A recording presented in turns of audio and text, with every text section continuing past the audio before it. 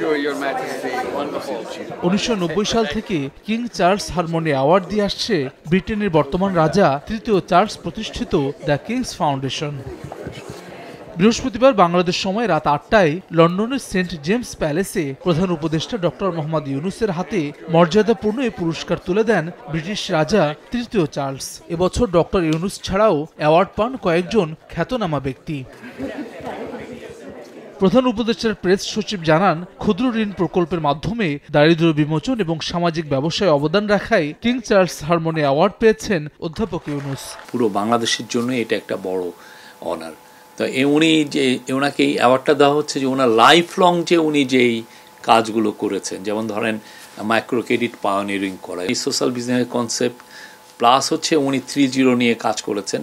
তো king Charles ওনার যে পুরো যে লাইফ লং যে ডেডিকেশন মানুষের জন্য, মানুষের মঙ্গলার্থে যে কাজগুলো উনি করেছেন, তারই স্বীকৃতি হবে king Charles the third harmony award. এর আগে বাংলাদেশ সময় 4:30টায় বাকিংহাম প্যালেসে প্রধান উপদেষ্টাকে স্বাগত জানান রাজা তৃতীয় চার্লস। দুজনের মধ্যে 30 মিনিটের একান্ত বৈঠকে দুই দেশের সম্পর্ক, জলবায়ু পরিবর্তন, বৈশ্বিক মানবিক সমস্যা এবং সুশাসনের মতো বিষয় উঠে আসে। তরুণদের ক্ষমতায়ন সহ নানা বিষয়ে ভূমিকা রাখায় ডক্টর ইউনূসের প্রশংসা করেন রাজা। পরে প্রেস সচিব জানান, দেশের পরিবর্তিত পরিস্থিতি এবং সংস্কার প্রক্রিয়া নিয়ে ব্রিটিশ রাজার সঙ্গে আলোচনা করেছেন প্রধান উপদেষ্টা। মিটিংয়ে বাংলাদেশের যে বড় রকমের একটা যে ট্রানজিশন হচ্ছে সেগুলো নিয়ে কথা হয়েছে।